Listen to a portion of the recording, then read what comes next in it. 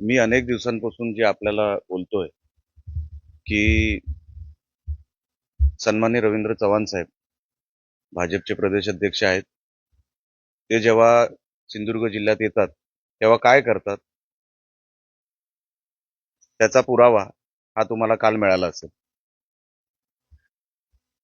ते परवा मालवणला आले होते. टोपीवाला ग्राउंडमध्ये त्यांची सभा होती. पण सभा हे फक्त निमित्त होतं. ते सभेनंतर काय करतील ह्याचा एक साधारण अंदाजा माझ्याकडे होता. म्हणून मी हा सगळा जो काही प्रकार आहे, ती शोधाशोध सुरू केली, की कोण करणार, कसं करणार. आणि मग एक दिवसानंतर मला हा विषय हाती लागला. कशासाठी आपण हे करता? हाच अजूनपर्यंत मला प्रश्न कळलेला नाही. मी सन्माननीय विजय केनवडेकर यांच्या घरी गेलो. एकही अपशब्द वापरलेला नाही. त्यांच्या घरात बंड्या सावंत हे कुडाळचे, त्यांचे जे भारतीय जनता पक्षाचे जुने कार्यकर्ते आहेत, आणि एक तिसरा माणूस जो मला माहित नाही, तो ड्रायव्हर म्हणून सांगत होता, पण तो बेडरूम मध्ये होता, पैसे लपवालपवी करत होता. मी आतमध्ये आलो आणि त्यानंतर नमस्कार वगैरे केला. घरच्या लोकांनी दरवाजा उघडला आणि मग मी जेव्हा आतमध्ये गेलो, बंड्या पोरं फटीतून माझ्याकडे बघत होता. मी बोललो, तुम्ही फटीतून का बघताय? आपली जुनी ओळख आहे. आणि ते घाबरले. आणि मी बोललो, बघा, मला माहिती आहे इथे काय चालू आहे. जे आहे ते आता मी पोलिसांना बोलवलंय. निवडणूक अधिकारी आहेत, त्यांना मी बोलवलेलं. आता मी काय थांबू शकत नाही.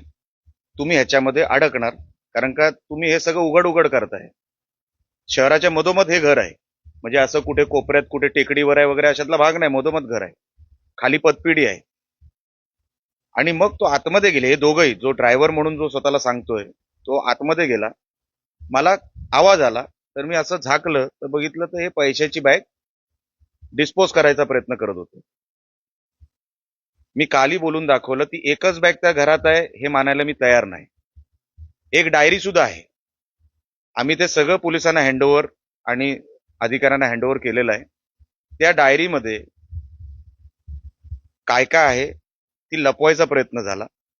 ते आता मी निवडणूक अधिकाऱ्यांच्या ऑफिसमध्ये चाललेलो आहे. मी त्यांना विचारणार, एक तर ती मला डायरी दाखवा आणि किती पैसे होते त्या घरामध्ये. कारण का रोज 50 लाख, 1 कोटी, 50 लाख, 1 कोटी असं त्या घरातूनच, आणि अजून जी काही 2-3 घरं आहेत अशा घरातून हा पैशाचा वाटप रोज सुरू आहे. म्हणजे हे म्हणजे 2 दिवस झाले.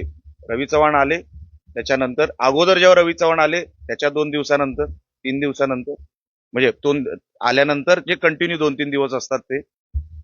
म्हणजे तुम्ही जेव्हा जेव्हा येणार तेव्हाच पैशाचा जोर कसा वाढतो शहरांमध्ये आणि जिल्ह्यामध्ये.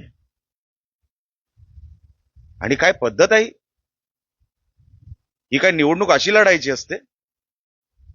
मी काल पण बोललो, हे जर निवडून गेले तर ते नगरपालिकेमध्ये लुटायच्या पलीकडे काय करणार नाही.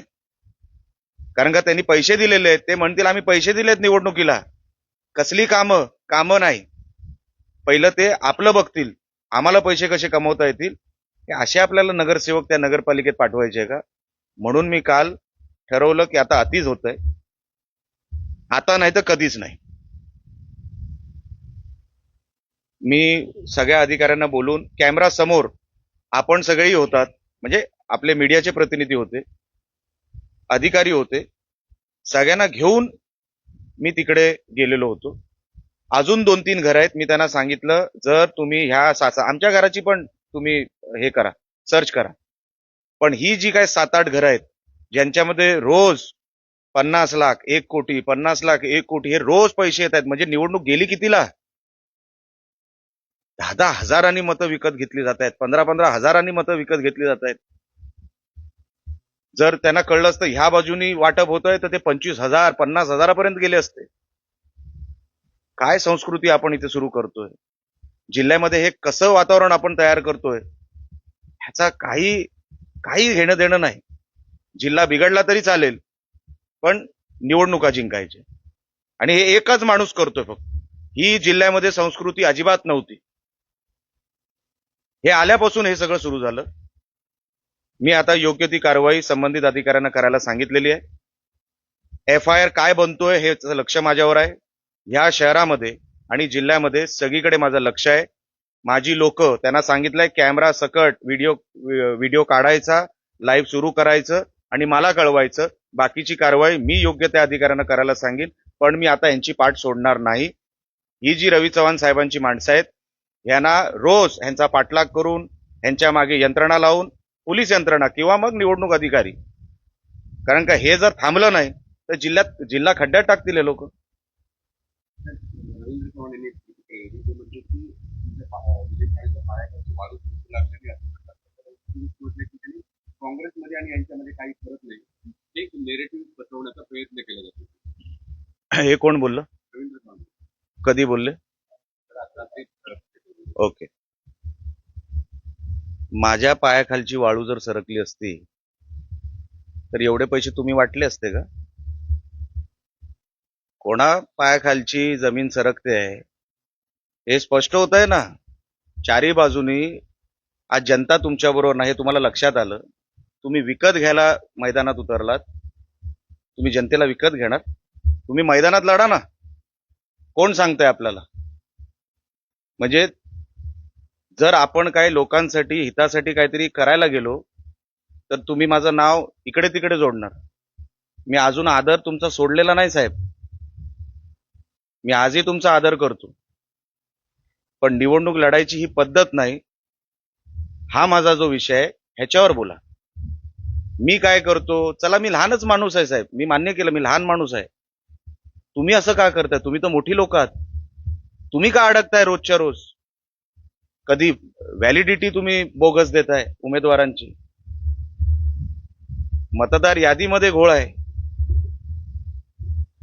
आणि आता डायरेक्ट पैसे वाटप करताना तुम्हाला पकडलेलं आहे. साहेब, मी लहान माणूस आहे तुमच्या समोर. तुम्ही तर मोठी लोक आहात, तुम्ही नका वागू असे. तुमच्याकडून ही अपेक्षा नव्हती,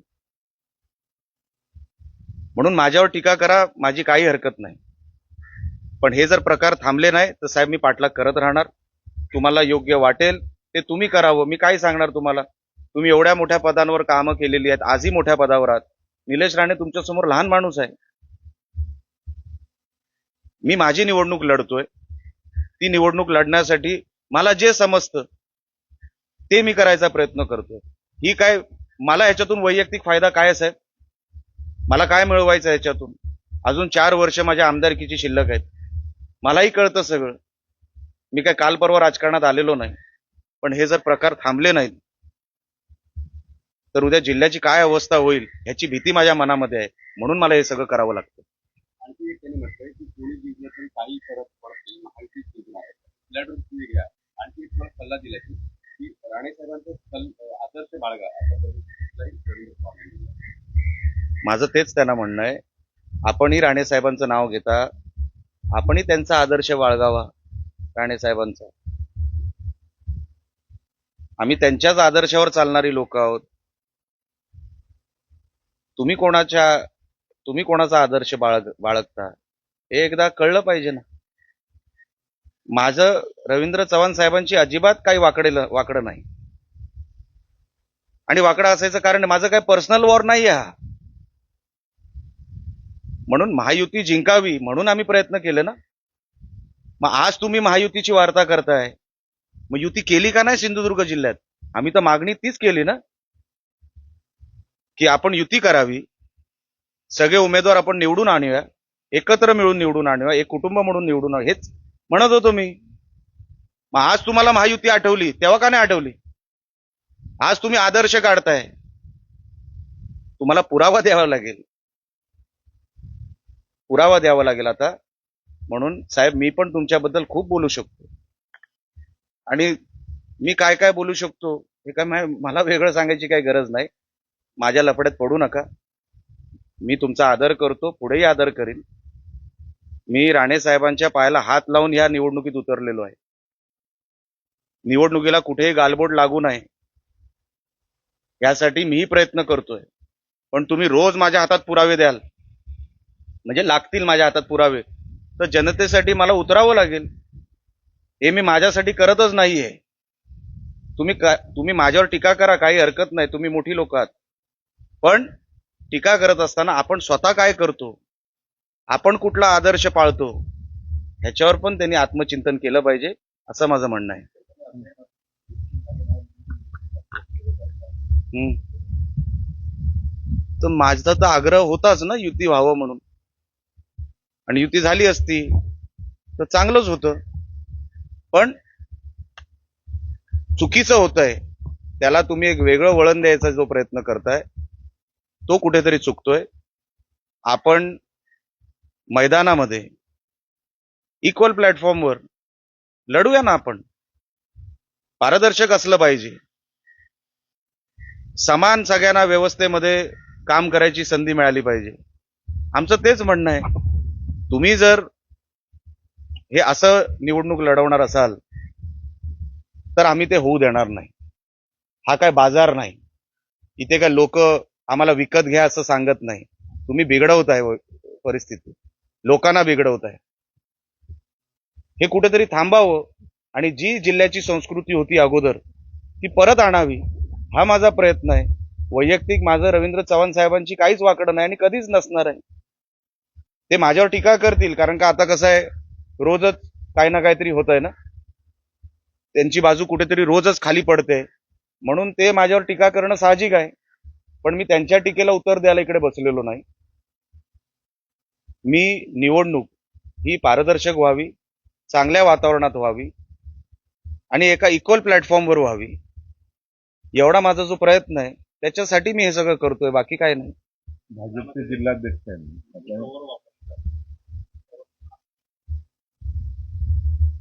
आता मी तुम्हाला हे जे काय काल पुरावा दाखवला तो काय एक शेवटचा पुरावा नाही, हे रोजच होत होतं. आणि सन्माननीय रवींद्र चव्हाण साहेब मालवणमध्ये आल्यानंतर हे अधिक व्हायला लागलं. आम्हाला वाटलं की हे आता आलेत म्हणजे काहीतरी गडबड करणार. आम्ही शोधातच होतो की हे कुठेतरी गडबड करतील आणि सापडले. हे एकच घर नाहीये, त्यांची अशी 6-7 घर आहे. त्यांचे सख्खे बंधू, मला वाटतं संकेत चव्हाण वाटतं त्यांचं काहीतरी नाव आहे, ते मालवणमध्येच बसून आहेत. ते कशासाठी बसून आहेत तुम्ही पाठलाग करून बघा. मला वाटतं कुंभार माटला किंवा कुठेतरी त्यांचं घर आहे, ते तिथे राहतात आणि सगळ्या ह्या गोष्टींवर लक्ष त्यांचं आहे. रिपोर्टिंग वरती ते करतायत कदाचित, मला सगळंच माहित नाही. पण त्यांचा भाऊ संकेत चव्हाण हा मालवणमध्ये बसून आहे.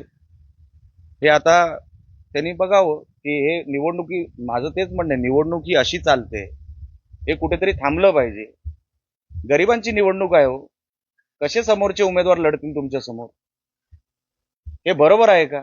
आणि हे ह्या जिल्ह्यापुरतंच थांबावं, पुढच्या सगळ्या निवडणुकीमध्ये हा सगळा प्रकार होऊ नये, म्हणून मला हे सगळे विषय अंगावर घ्यावेसे लागले. भाजप जिल्हाध्यक्ष मी आता त्यांच्या कार्यालयात जातोय. आता त्यांची वेळ मी आता मागितली आहे. त्यांनी काय कारवाई केली, त्यांनी FIR त्याच्यावर केली का, आणि ते पुढे काय करणार आहेत त्या विषयावर, हे मला आता ते काही वेळेत सांगतील. मी त्यांच्या ऑफिसमध्ये जाणार आहे. भाजप